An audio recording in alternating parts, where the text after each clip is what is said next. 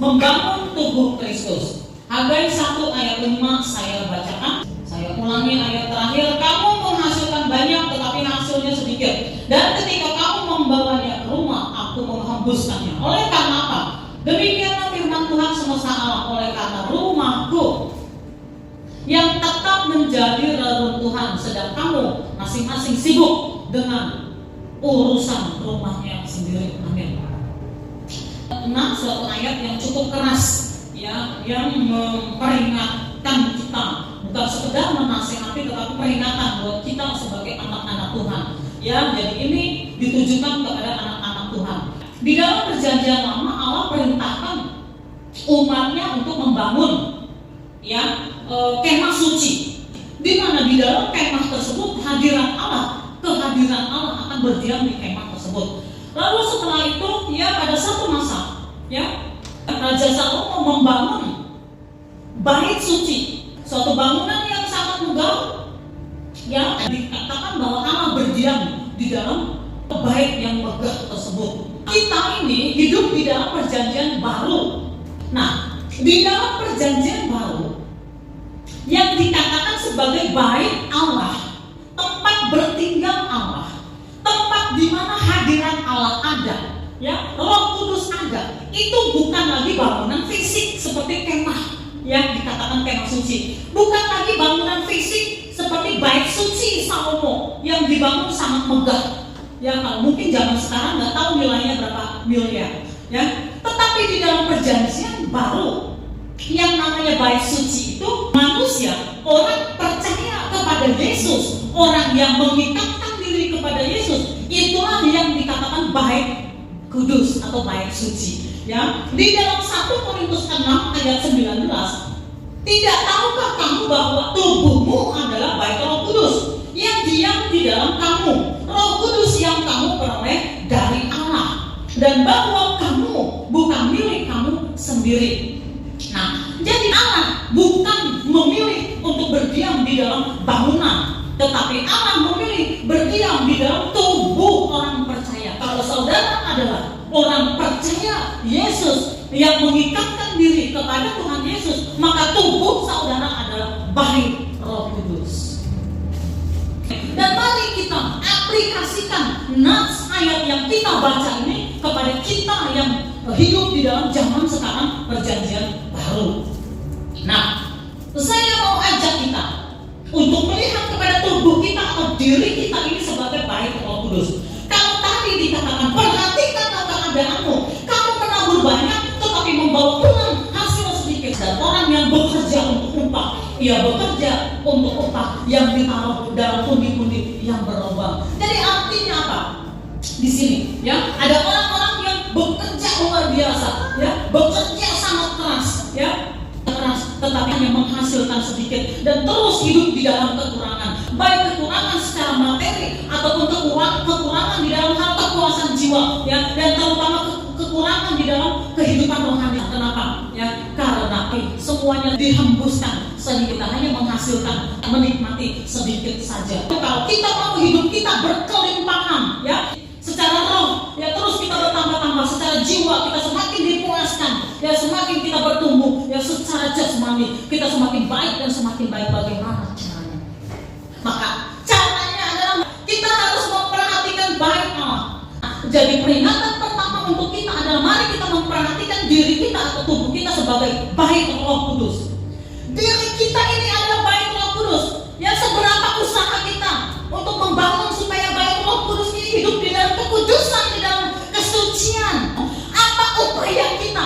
Mari kita memperhatikan bait Roh Kudus ini. Apakah kita semakin erat dengan Tuhan? Bagaimana usaha kita?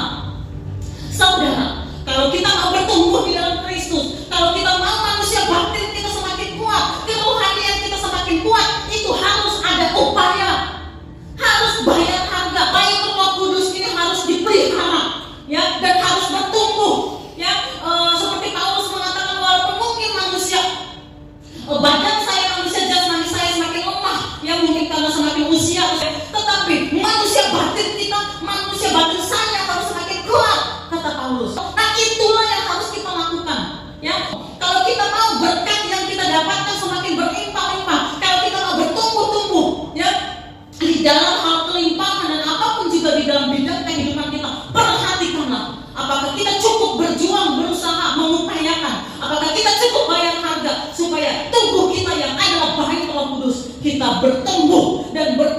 manusia batin kita harus semakin kuat. Ya, jadi yang pertama adalah perhatikan tubuh kita yang adalah baik Roh Kudus. Apakah kita masih menggunakan tubuh kita ini untuk hal-hal yang tidak berguna, ya, bahkan untuk hal-hal yang sesat, ya, hal-hal yang menyakitkan hati Tuhan? Mari kita perhatikan, ya, kita gunakan untuk apa diri kita ini.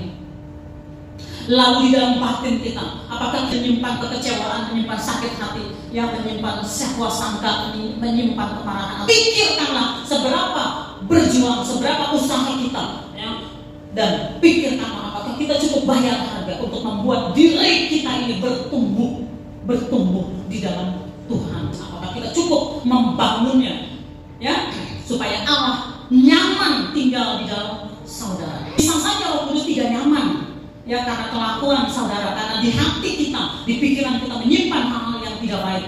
Mungkin Roh Kudus tidak nyaman.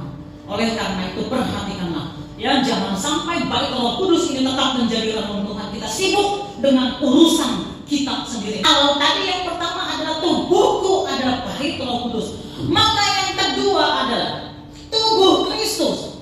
Tubuh Kristus atau gereja.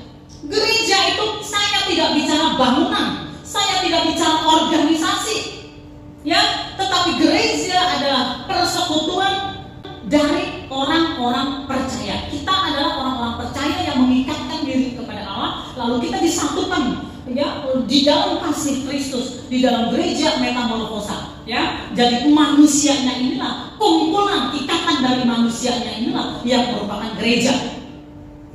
Ya, kalau soal tempatnya, bangunannya nggak masalah dimanapun. Ini pun juga bukan bangunan kita hanya pinjam aja di sini, ya, sama sekali bukan punya kita. Kalau satu ketika kita dikatakan ayo silakan pindah, ya kita pindah, ya, kemanapun, ya. Tetapi gereja adalah manusianya, orang-orangnya, yaitu kita, tubuh Kristus. Nah, inilah kita ini, kumpulan kita ini adalah tubuh Kristus. Kalau tubuh ada kepalanya, dan kepala dari gereja atau tubuh Kristus ini, kepalanya adalah Yesus Kristus. Jadi kita masing-masing adalah anggota, ya. Nah, lalu seberapakah usaha kita?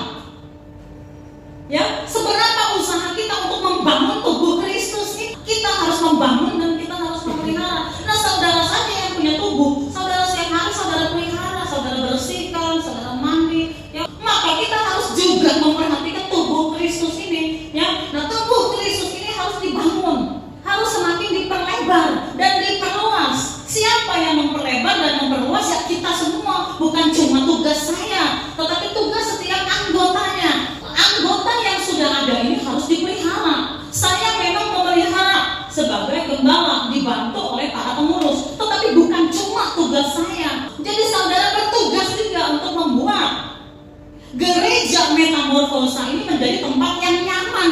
Yang nyaman itu artinya bukan yang mewah, bukan yang punya fasilitas. Saya tidak bicara fisik sama sekali. Saya di sini bicara rohani. Ya, oleh karena itu bagaimana kita memeliharanya? Bikin orang menjadi nyaman ketika datang beribadah. Dengan cara apa? Kita tidak menjadi batu sandungan. Itu salah satu contoh. Ya, ya, kita saling memaafkan satu dengan yang lain, saling menerima satu dengan yang lain, saling mengampuni, saling menasehati. Tidak ada gereja yang sempurna. 12 murid dipimpin langsung. Ketuanya, gurunya adalah Yesus. Firman-Nya ya dan amin, pasti pengurapan 100% karena Yesus yang berbicara. Tapi toh ada Yudas. Buktinya murid-murid saling ribut satu dengan yang lain. Pernah kita bahas di sini. Mereka nggak sempurna, tetapi karena mereka mau, ya, mereka mau untuk dinasehati. Hanya satu saja yang hilang, yaitu Yudas. Mari kita saling membangun satu dengan yang lain, ya, saling menopang satu dengan yang lain. Mari kita saling memaafkan satu dengan yang lain, ya. Ketika ada ketidaksempurnaan, ketika ada konflik, ada perselisihan, jangan sampai kita menjadi batu sandungan, ya, di tengah-tengah persekutuan. Nah, jadi, ya, nah pertanyaannya, seberapa usaha kita untuk membangun tubuh Kristus? Kalau saudara peduli kepada tubuh Kristus, ya, maka Tuhan juga peduli kepada masalah saudara. Tuhan peduli kepada upaya saudara. Tidak ada usaha saudara yang sia-sia karena saudara memperhatikan tubuh Kristus. Kalau kita mau bertumbuh, ya, secara holistik, ya, kerohanian kita mau bertumbuh, jiwa kita semakin dipuaskan, kita semakin bertumbuh bertambah di dalam karakter Kristus, dan secara jasmani semakin baik, semakin sehat, semakin berkecukupan, semakin mengalirkan berkat, ya semakin bisa menikmati yang apa yang menjadi bagian kita. Ya, di dalam Alkitab juga ada karunia yang dikatakan karunia menikmati. Kenapa? Karena ada orang-orang yang punya segala sesuatu tapi nggak bisa menikmati.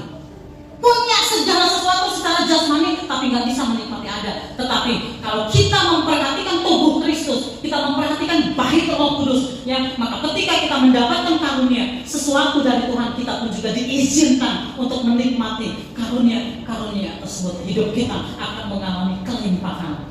Mari kita memperhatikan tubuh kita yang adalah bait Roh Kudus, memperhatikan gereja Tuhan, tubuh Kristus, supaya Roh Kudus disenangkan di dalam diri kita, supaya Yesus disenangkan di dalam kumpulan persekutuan kita. Seberapa saudara yang mengerti dan mengatakan, Tuhan, aku mengerti.